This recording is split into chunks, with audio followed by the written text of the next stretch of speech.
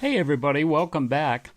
Hope everybody is doing okay and staying safe. So today, this video is going to be devoted to installing the front sheet metal of the '69 Camaro Z28.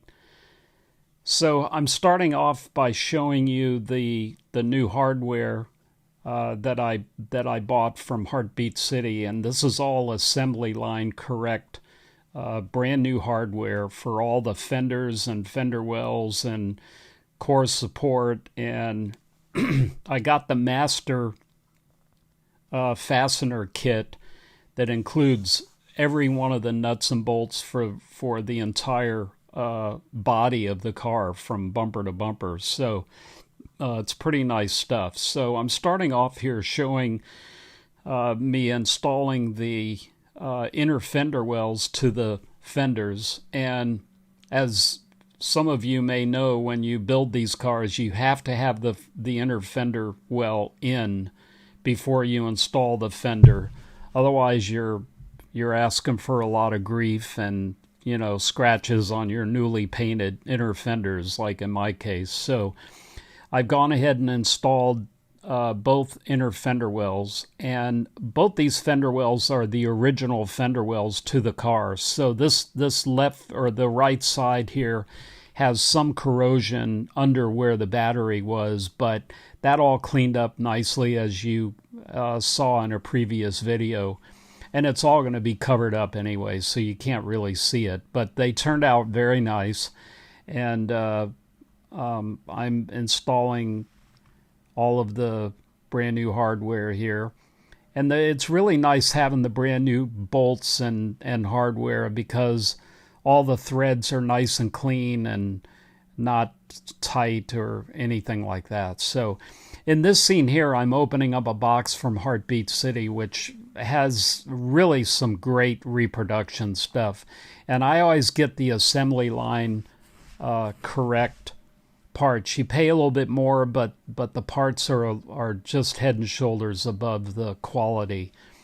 So I'm kind of rushing through unboxing here, and then I'll slow it down as I undo each one of the parts. So when you install the right side fender, you have to install the heater box and blower motor first. And in this case here, in this scene here, I'm showing you the brand new blower motor that I bought. And in my opinion, I don't compromise on a car that's 50 years old. When you take all of this old stuff apart, it's just got so much crud and dirt and dust from 50 years of just dirt and grime, and people didn't take care of these cars.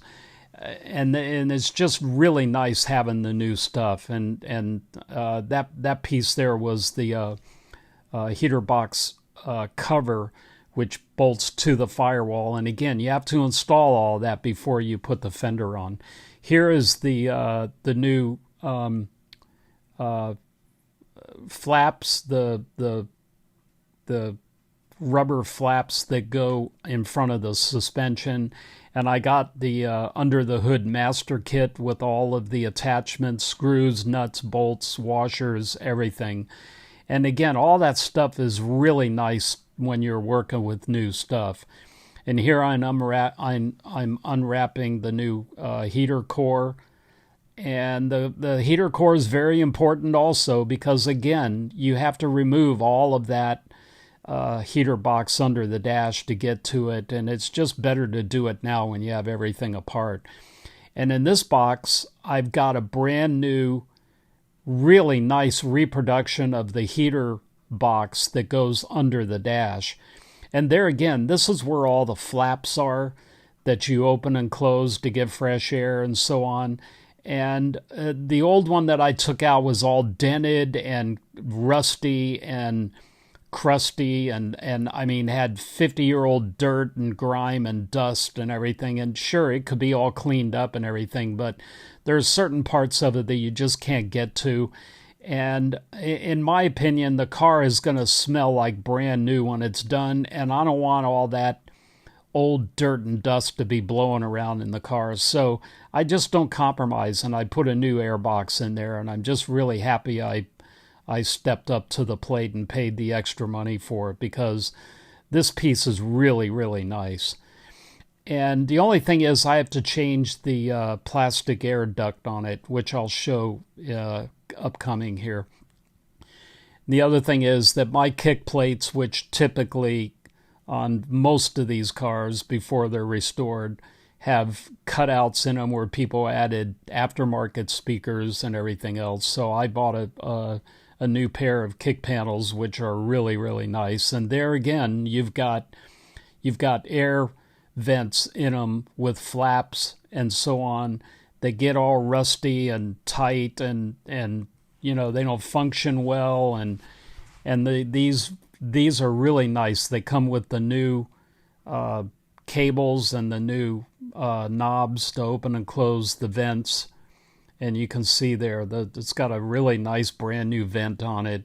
And again, the old one that I took out was all rusty, and you know. So anyway, here's the old under the dash air box, and you can see the difference here between the new one and the one that I took out of the car. And there again, yeah, if your budget doesn't allow for the $250 that the new one costs, then, you know, I'm sure the old one could be cleaned up. In this scene here, I'm cleaning up the original air duct that attaches to the air box, which for some reason the reproduction one is not correct. It's small, and the original one is much larger. And you can see the original part number right there. And I just wanted to keep the original one because it's got a lot more exit vents on it, which you can see here. It's, I'll point them out here. And it goes right onto the new airbox like that. And it fits perfectly. All the holes are lined up.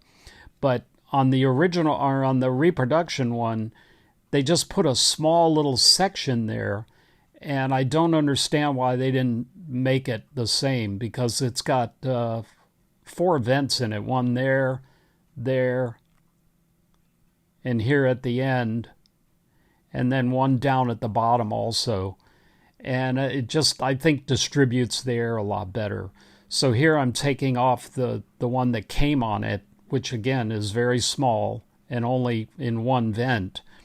And then the old one just bolts right back on. You just use the same screws, and just screws right back onto the original spots. So they even have the added hole there for the longer vent, I guess, in case you wanted to replace it. So you can see there, it looks very nice.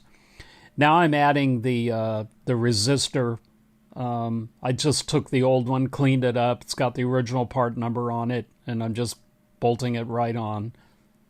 These normally don't wear out. So in here I'm installing the new heater core, which is kind of difficult to do, really. Those brackets are kind of difficult. But anyway, I had forgotten to turn the camera on when we installed the driver's side fender here, but here we're installing the fenders. And again, you definitely need help installing the fenders. You can't do it by yourself. So I grabbed one of the guys there at the body shop, and he's helping me. So in order to put the passenger side or the right side fender on, you have to put the firewall pad in. And again, I bought this. This is the molded firewall pad that comes with the jute on the back, and it's got a little aluminum foil in between the rubber and the jute. And it's molded to the firewall. And again, this piece costs a little bit more than the cheap ones do, but it fits so much better. So, and even this one is really a pain in the butt to put in. So luckily I have brand new little rubber grommets that hold it in place. And again, this is edited, because it took me probably a good half hour to get that in. So once that's in, then you have to install the under the dash heater box and the airbox cover on the firewall and the blower motor. You have to do that before you put the fender on. Otherwise, you can't do it. That blower motor, you cannot install it with the fender on there. So, and here we're placing the right side fender in. And again, this is not for the faint at heart, boy. Especially after the car has been painted. I mean, I actually wanted to paint the jambs and then paint the fenders and everything after they were installed, but I lost that argument. So anyway, I'm just kind of working myself into the engine compartment. It is a lot easier without the engine in the car to install these fenders. So, but they went on with not a whole lot of effort. So you really do need the help, though. So then we got both fenders on and the header panel, as you can see there. And now I'm putting in the lower valance. And you have to put all this stuff in snug, but with the idea that you're going to have to go around and loosen everything and get everything lined up once everything is installed loosely. And that's what I'm doing here. I'm just kind of putting in the bolts hand tight so that they can be loosened and readjusted when we get to that point.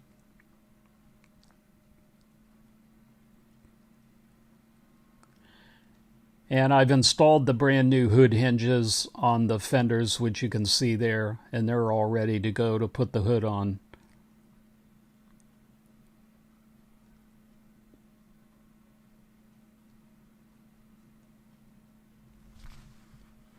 And once I get this lower valance in, then we'll be installing the hood.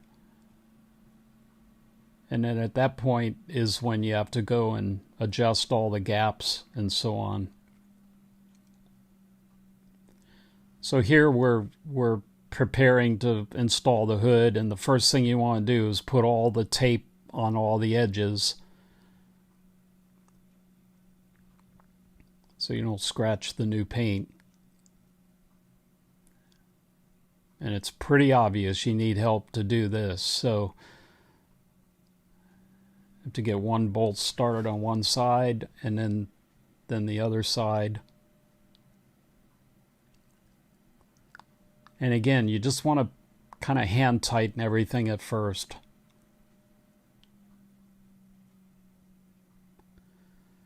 So then at that point, we just kind of line it up, preliminary lining up everything. And then at this point, we have to go around and readjust all the gaps and so on, which is going to be a tedious process, and I'll show that in the next video. But anyway, that's gonna do it for this particular video. I just wanted to show us installing the front sheet metal, and as you can see there, the whole car, all the sheet metal is installed now. And again, we have to go back and adjust all the gaps. So, and in the next video, I'll be installing the steering column, which I have completely restored, and it's got the new steering wheel on it and everything. So I'll show that here in a minute. But again, as usual, thank you so much for watching, and please like, subscribe, and share. It really helps support the channel so that I can continue making these videos. And as I mentioned before, I'm trying to get the car to the point where we paint the stripes on it, and then we have to clear coat back over the hood and where the stripes are. And if you notice on the header panel, it was sanded dull, and that's what we have to do to the trunk lid and the hood and so on, wherever the stripes are going to be painted on. So that's what we'll be doing next. But as I mentioned, the next video I'm going to show the rebuilding the steering column, restoring it, and installing the new steering wheel, and then by then we'll have all these gaps adjusted with the latches and everything, and then we'll start putting the stripes on. So Again, I'm repeating myself, but thank you so much for watching, and we'll see you in the next video. Thanks.